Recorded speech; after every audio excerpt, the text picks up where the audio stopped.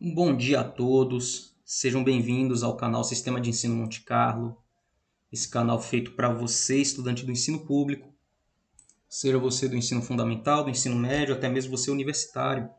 Aqui, diariamente, ou quase diariamente, com exceção aos domingos, conteúdos para te auxiliar na sua jornada acadêmica e estudantil, conteúdos de humanas, matemática básica. Dito isso, eu já peço a contribuição do seu like. Caso você ainda não seja inscrito do canal, torne-se inscrito. Faz isso agora, senão você acaba esquecendo. E é uma forma de você motivar meu trabalho e mostrar ao YouTube a relevância do canal para a plataforma, ok? Dito isso, vamos para a aula. Hoje mais um conteúdo para o nosso módulo de História. Estamos em período colonial brasileiro ainda, período moderno, Idade Moderna, né? E nós paramos aqui no momento em que se descobre ouro e pedras preciosas no Brasil colonial. E a região de maior relevância é a região de Minas Gerais e Goiás, no caso. E nós vamos dar uma olhadinha agora no processo de expansão, né? Já que se descobriu o ouro naquela região, então era necessário se chegar até lá para o controle administrativo da região e, consequentemente, para tornar possível e viável a exploração daquele lugar. Então, o tema da aula de hoje, os caminhos para as Minas Gerais. E aí vai acontecer o processo de urbanização e a necessidade de abastecimento, porque tem pessoas lá naquela região que precisam suprir suas necessidades básicas para que aquela região ela venha produzir os seus excedentes, né? Que no caso é o ouro, pedras preciosas e os diamantes, né? Então muitas cidades brasileiras desse período foram batizadas com os nomes relacionados às suas atividades econômicas, desenvolvidas nessas respectivas regiões durante todo o período colonial.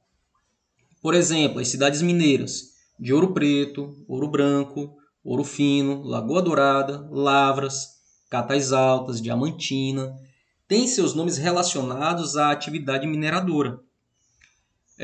Muitos centros urbanos de Minas Gerais, como esses, surgiram a partir de arraiais que se formaram em torno das lavras.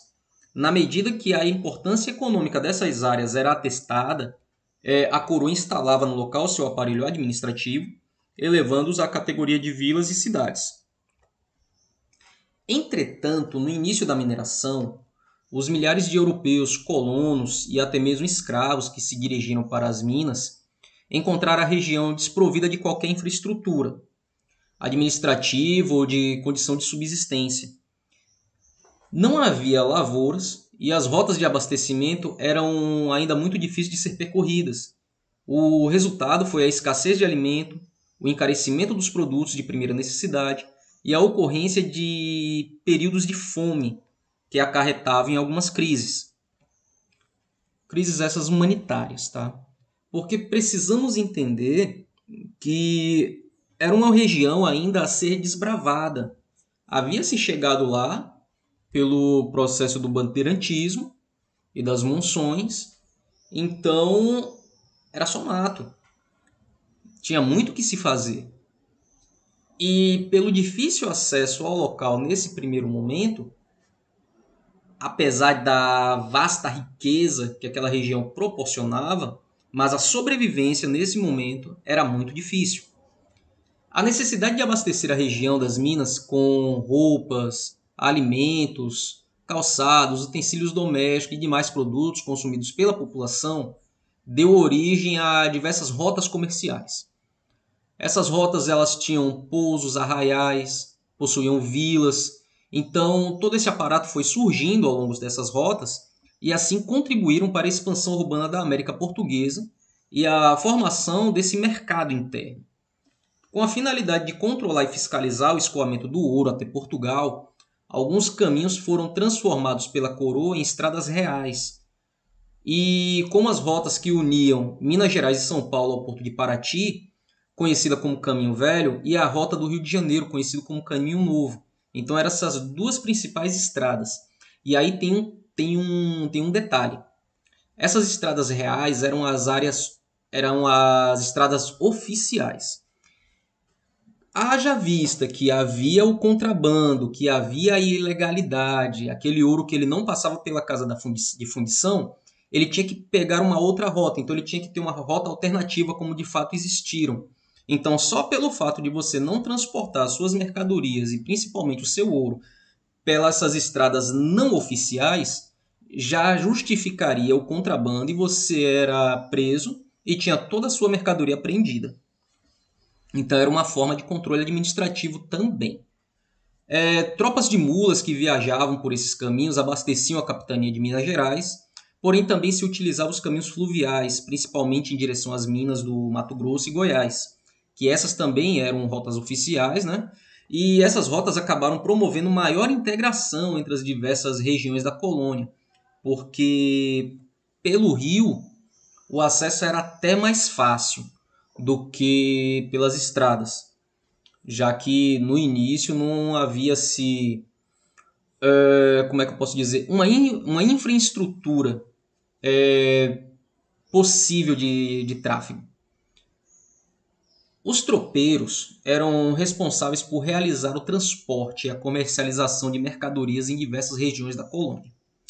Sobretudo nas áreas mineradoras, as mercadorias eram transportadas no lombo de mulas, que eram animais resistentes que suportavam longos percursos em terreno acidentado. As tropas que partiam do sul da América Portuguesa abasteciam Minas Gerais, Mato Grosso e Goiás. É desse nome tropas que vem a categoria de tropeiros, que eram aqueles transportadores que varavam, né, todos os caminhos em direção a diversas regiões, não só de Minas Gerais, mas qualquer outro centro que necessitasse desse comércio ativo.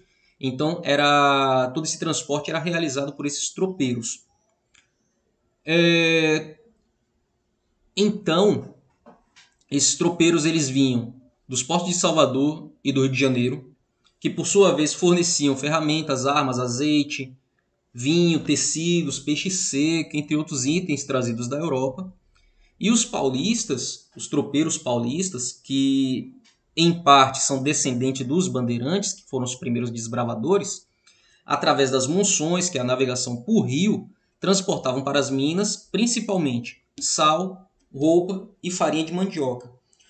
Observe que todo esse produto vindo da Europa, ele tem o seu ponto de origem em Salvador e Rio de Janeiro, porque eram os principais portos, digamos, internacionais. Já o de São Paulo era mais essa produção têxtil, porque vai ser o principal polo industrial, por assim dizer, né? Haja vista que a industrialização ela ainda não havia chegado no Brasil, mas as manufaturas têxteis elas provinham da região de São Paulo em sua grande maioria. Até a época do ouro, ou antes dela, o eixo econômico-político da colônia eram os centros açucareiros do Nordeste, que tinham a cidade portuária de Salvador como a capital da América Portuguesa, e com a mineração esse eixo se deslocou para o centro-sul, onde se extraiu o ouro, né, e se expandiu as cidades e o comércio. Com a criação em 1720 do Caminho Novo, a cidade portuária do Rio de Janeiro passou a ser a capital da colônia. Então Salvador ela vai perder essa responsabilidade, né, de ser a capital da colônia para o Rio de Janeiro por conta desse novo período econômico. Não que o açúcar estivesse em crise, não é esse o ponto. A questão é que as tão sonhadas pedras preciosas, o tão sonhado ouro que iria abastecer a Europa e o sistema mercantilista, ele foi encontrado. Tá? Então, o comércio do açúcar ele vai continuar existindo, mas agora a bola da vez agora é o ouro. Então, trazer a capital para o Rio de Janeiro, por ser mais próximo de Minas Gerais e até de mais fácil acesso, isso tornava-se mais dinâmico esse escoamento desse ouro e também o controle administrativo da colônia sobre aquela região. Salvador vai continuar com sua importância econômica, mas vai perder esse distrito capital da colônia. Inicialmente, agora falando da diversificação econômica em Minas Gerais, inicialmente a capitania de Minas Gerais dependia quase que exclusivamente da atividade dos tropeiros, para abastecer a região com produtos de primeira necessidade. E, no entanto, a ausência de lavouras e as dificuldades das rotas que ligavam diferentes partes da colônia à capitania tornavam os produtos muito caros. Isso é uma questão de logística e de transporte. A região era de difícil acesso, esse produto ele tinha que compensar todo aquele esforço, então o seu preço era elevado. Para amenizar esse problema e garantir a máxima produtividade na exploração das minas, a coroa portuguesa passou a incentivar a produção local de gêneros alimentícios.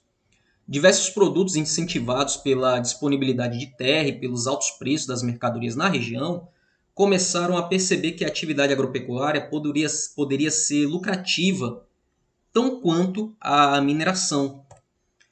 Porque é uma equação fácil.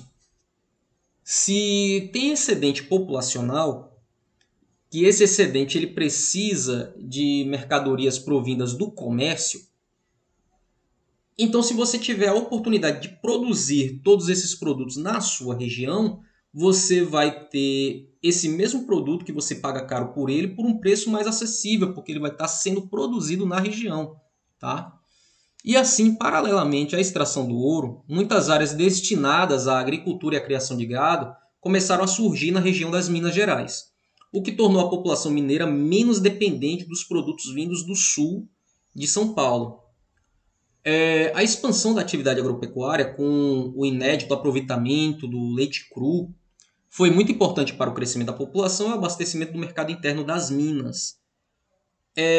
Quando ocorre o declínio da atividade mineradora a partir da segunda metade do século XVIII, isso não vai resultar no colapso econômico de toda aquela capitania, porque ela aprendeu a produzir o seu próprio produto de subsistência. E a região sul de Minas Gerais, por exemplo, tornou-se o principal polo fornecedor de leite e queijo para as capitanias de São Paulo e Rio de Janeiro, como também o principal centro criador de gado, por exemplo, além de seus próprios produtos agrícolas que ela agora passa a produzir. Mas principalmente essa agropecuária, essa produção de leite e queijo, vai ser significativa e representativa. E isso vai ser tão significativo que vai determinar o destino político do Brasil no período republicano, quando nós fomos tratar da República do Café com Leite, dada essa importância econômica adquirida ou quando ela começa a ser montada nesse período. Agora falando um pouco de cultura, nas Minas Gerais do século XVIII, ao contrário do que acontecia no Nordeste, o leite foi explorado comercialmente. Lá as colônias mineradoras introduziram a fabricação do queijo como forma de aumentar a conservação do leite cru. O resultado foi a introdução de hábitos alimentares diferentes do restante da colônia, e assim o queijo de Minas tornou-se uma marca, uma identidade cultural do povo mineiro. Tá? Isso por quê? Qual a diferença, qual a relação do açúcar que era produzido no Nordeste para o queijo que era produzido em Minas Gerais? Porque esse açúcar do Nordeste ele era exclusivamente para exportação. Consumia-se o açúcar na capitania de Salvador, aqui no Brasil colonial como um todo, consumia-se, mas ele tinha todo esse foco para exportação. O queijo não, o queijo ele ficou para um consumo interno. Se exportou o queijo, mas não em quantidade significativa e volumosa, a ponto de fortalecer o PIB da colônia. Então essa produção interna, esse comércio interno do queijo é que vai trazer essa identidade cultural para o povo mineiro. E aqui um comentário do próprio IPHAN, quando ele diz o seguinte: o IPHAN é o órgão de preservação histórica da cultura nacional. O modo próprio de fazer o queijo de Minas sintetiza um conjunto de experiências, símbolos e significados que definem a identidade do mineiro, reconhecido por todos os brasileiros. Tá? Pensar em queijo, pensa-se em Minas Gerais. Por se tratar de um modo de fazer enraizado na comunidade mineira, é considerado patrimônio cultural do Brasil.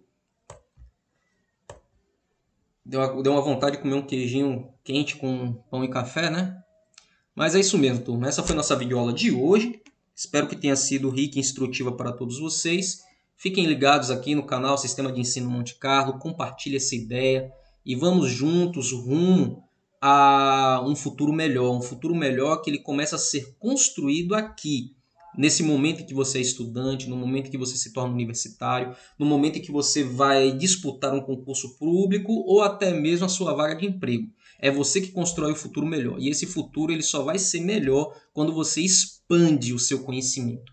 Dado que conhecimento é poder e conhecimento adquirido, ele tem que ser colocado em prática. Um bom dia a todos e até a próxima.